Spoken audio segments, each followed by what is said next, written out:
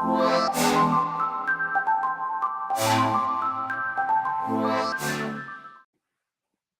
everyone, Happy New Year. It is a new year, 2024. Thank you for joining me tonight. For those who don't know me, my name is SAHIRA ANAISA Al FENICE, and this is my show, A Little Hint of Magic, airing every first and third Fridays of the month on the Magical Witchy channel. Please tune in. So, as we start the year, I wanted to discuss a topic that I think would be, really important as we start this year, and that is creating your energy shield of protection. So, what we're going to be discussing today are a few things. What is a psychic attack? What is grounding? What is shielding? And then I'm going to just give you a couple of simple techniques for both grounding and shielding so that way you can integrate that into your spiritual hygiene routine. So, let's get to it. So, what is a psychic attack?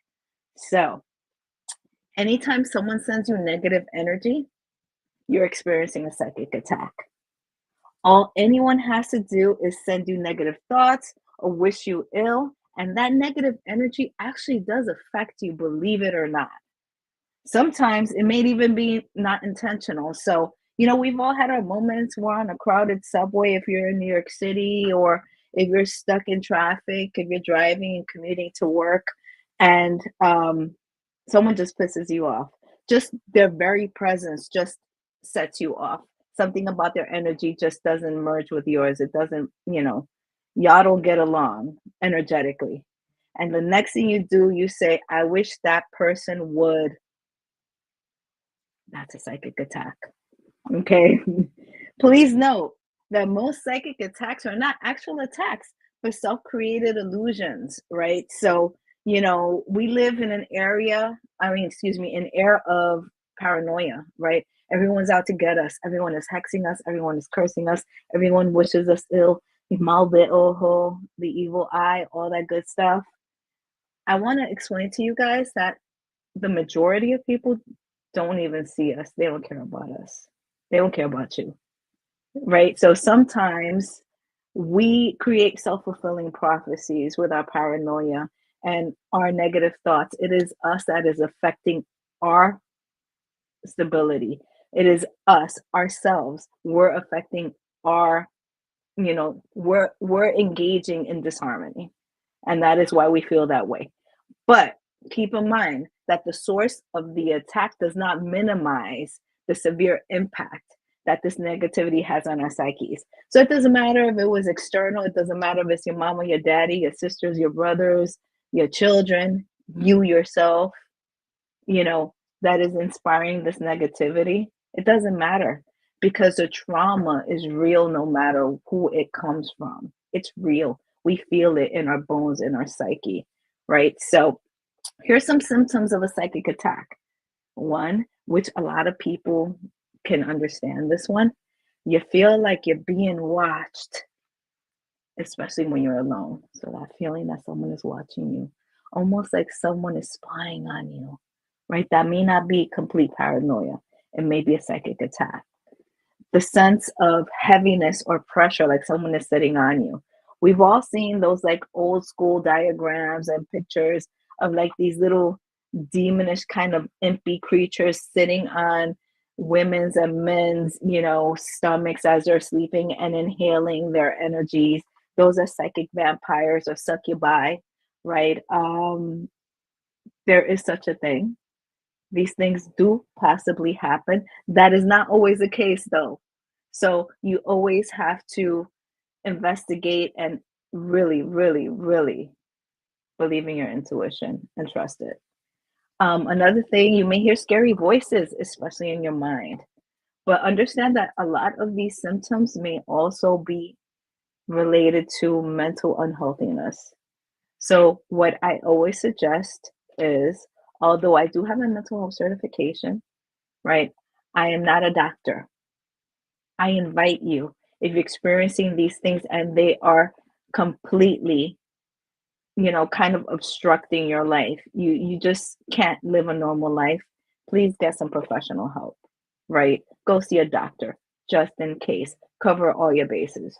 The next symptom may be obsessive thoughts. right? Vivid, recurring dreams, a slow and steady drain of personal energy. So that happens a lot of times. The drain of energy happens a lot of times with energy vampires, right? We've all had, an instance where we've been invited to go out for coffee with a close friend and maybe a best friend. And the next thing you know, he or she is talking or they're talking and you're draining and you're draining. You feel almost like you're falling asleep. You can't focus. You're cloudy. They're sucking the energy out of you. They're sucking the life out of you. And a lot of times they don't even know they're doing it. So please be mindful of your surroundings, of the people that you keep time with, all that good stuff. Another thing, you suddenly become accident prone. You could be the most graceful person. I'm not, but you could be the most graceful person, and all of a sudden you fall down them stairs and you break your toe, right? It's not even like breaking your leg. It's like something annoying, like you break your toe. Like you could still walk, and you're not walking in a cast, but it's uncomfortable and it debilitates you. Things like that. And then lastly, a long chain of events that can be thought of as bad luck. So, especially when it affects your personal, financial, or romantic areas of your life. So, like, let's say, financially, you have just a slew of negative events happening in your financial life. Someone hacks into your bank accounts and you can't access your money, then you lose your job. All of a sudden the company shuts down and you lose your job. So no fault of your own. It just kind of like one day you had a job and the next day you didn't. And then lastly, you lose your wallet. Those aren't things that normally happen, especially in that kind of cadence. So I invite you to investigate and find out if you're being psychically attacked. And there are way more symptoms than the ones I mentioned. So again, understand your situation, understand what's going on in your life, always investigate. So that brings me to, so how do we determine when we're being psychically attacked by an external source, right? By someone on the outside, not necessarily us. One thing you can do is you can divine, right? You yourself, if you've divined, if you throw cards, if you play with your pendulums, if you believe in these sources and feel comfortable, I invite you to divine for yourself. But if not, you can also ask a trusted expert to divine on your behalf. Another thing that you can do is, which is a little more empowering because you do this yourself, is doing a scan. You perform a scan of your aura. So you go into meditation and you scan yourself psychically. You go through your aura to determine if there are any blockages or even cords, holes, tears, cords that are attached, right? Because those things are psychic attacks, right? And if you do determine that you do have these cords or holes in your aura, please do a cleansing, right, on your body, like the way I mentioned on the show of September 1st on spiritual hygiene. If you need a refresher, I definitely invite you to go to YouTube and check out the Magical Witchy World channel. And it's a September 1st show on spiritual hygiene. Check that out, please. It is so very important. And again, it's putting the power back in your hands. So let's talk about grounding a little bit. So, what is grounding? I want to explain to you, and I want to reiterate, highlight everything that emphatically brings your attention to this. Grounding is not an act. Grounding is not a verb. Grounding isn't something that you do. Grounding is a state of being. It's like nirvana. It's a state of being. You know, you don't do grounding. You are grounded, right? When we lose presence in our bodies and surroundings, we become ungrounded. It feels like a part of us has actually left us. We feel like we're missing something, right? When we experience trauma, a part of our energy detaches from our body.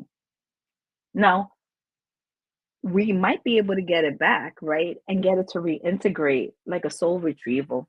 More about that later on, right? That's another show. Or it might leave us completely and never return, right?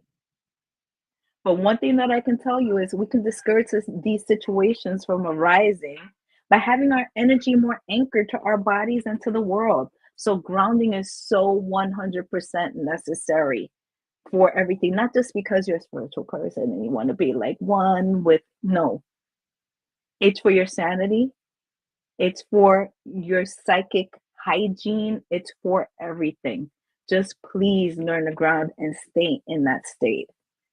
Now, grounding can be more difficult than we think. I understand that. We're constantly being, we're encountering forces that throw us off balance. We're suffering shocks and trauma. We either take on too much energy or too much energy sucked out of us, both positive and negative, right? So whenever we're not balanced, we become ungrounded, right? Just the act of allowing your mind to wander to the point where you feel loopy and disconnected, that can cause you to become disconnected from your present, and it results in ungrounding. But stay positive. The cure is easier than you think to find, right? So, a couple of simple techniques for grounding, right? One is body awareness. Bringing your awareness to your body is very powerful, right? Being present, feeling the way your muscles are flowing, stretching, performing gentle movements like yoga, where you're mindful of the sensations of your muscles and you're being brought back into your body. So you're so conscious of your body, right?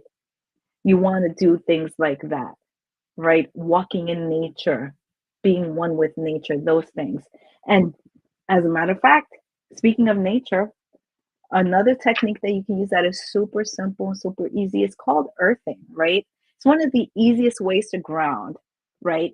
Because what we do is we just make actual contact with the ground, right? We walking barefoot in grass, sitting at the base of a tree, smelling the earth after a rainfall, so many other ways. Being in a garden and enjoying that garden, the aromas, the colors, the vibrancy of a garden, things like that, right? Do not worry though. I want you guys to understand that any negative or harmful energies that we're grounding into the earth for neutralization does not hurt the earth in any ways. The earth is mighty and powerful, and the earth is here for us so that we can keep that connection established. So I don't ever want you guys to feel like you may be doing something negative to the earth. Like when we, you know, throw plastics in repositories, and of course plastics, they don't disintegrate, they don't go away, they last forever, and they contaminate, right? We're not contaminating the earth. We are asking the earth to do the job that one of the jobs actually that the earth is not only happy to do but that it's here to do, right? So what's shielding? Now, one thing that I always say is remember that a good offense is always a good defense, right? Always protect yourself before an attack happens. Always, right? And how do we do this? By shielding. Just walking about your normal day can expose you to people's energy. Many of us, especially those that are psychically gifted, tend to absorb energy, both positive and negative. So that's why shielding is so incredibly important for us. Few people know how to manipulate their auras to constantly change and adapt their energetic boundaries, right? To increase protection. So, a lot of us don't know that when we're feeling uncomfortable or challenged in an environment, that we can easily just send a signal mentally to kind of focus our shields a little tighter. People don't actually know that they can do that. And yes, you can. Your shield is part of you. You can. Your aura is you. Yes, you can. Right? You can connect to your auric energy to place an intention of protection, right? And to build stability within it. If you intend and feel your protective space, you will create it. So it's like if you build it, they'll come, right? If you build your auric shield, it'll protect you from all the negative nasties, I promise, right? And one thing I want to say about your shielding also is shielding, it's not about reflecting energy. So you don't build a shield so that, oh, the negatives bounce off of me and sticks onto you, I'm rubber your glue, like that kind of thing. No, that's not what the purpose of the shield is. The purpose of the shield is to create strong boundaries that will not permit, will not allow negative energies to pass. So think about it for all those folks that are into Lord of the Rings like me. I'm a nerd, I can't help it. If you remember Gandalf, right? I think it was the second movie. I can't remember. Gandalf is trying to protect the team, the hobbits, and everyone that is on the journey, right? To save the earth and to save everyone's lives, right?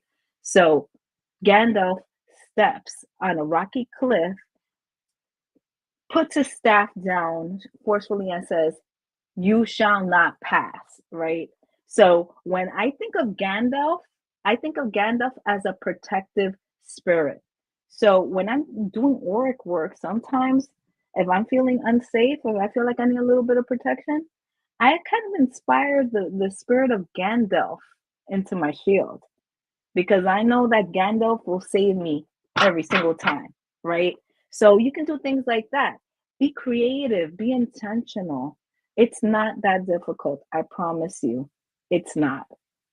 What makes it difficult is the obstacles that we put in our way, in our path, the challenges that we kind of wrap around ourselves. It's not that difficult, I promise you. As a matter of fact, it's so incredibly easy. It's instinct, right? So when you're working with your boundaries, you must first energetically heal any holes in your aura, right? When we experience trauma again, our energy bodies also get traumatized. And this results in blockages, holes, rips, tears in our aura. So before we even begin to power up our shields, we need to make sure that our auras are healthy, right? So with the intent through meditation, we can seal those holes and remove those blockages. It's as easy as scanning our aura, as I explained earlier. We intentionally send positive healing energies to those areas. Once the meditation is complete, conduct a divination. Make sure you're all healed up. And don't be discouraged if you find out you need more healing sessions. Most of us do. Most of us don't get healed up immediately. It doesn't happen. So just be patient with yourself and trust in your intuition.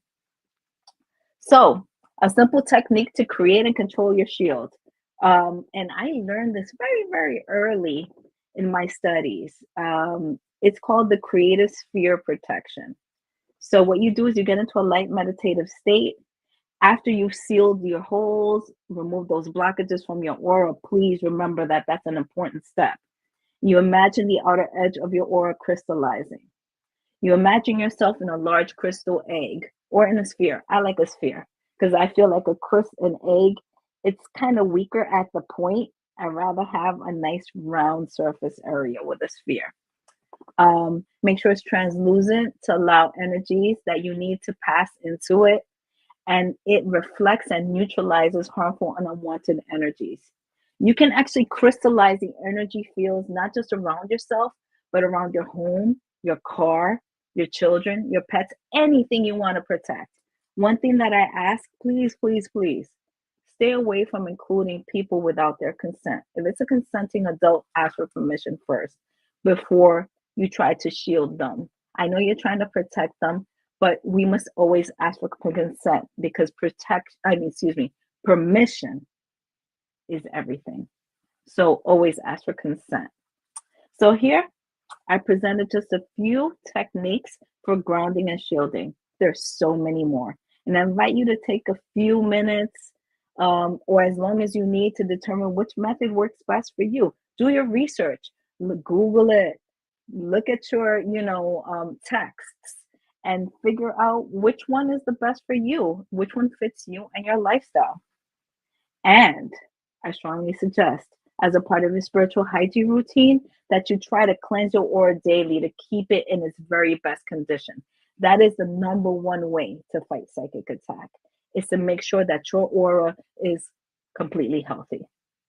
So, as we come to the end of our time together this week, I want to make sure that you can connect with me to ask questions, share any info, suggest any future topics. Your input is so necessary, and I want to hear from all of you.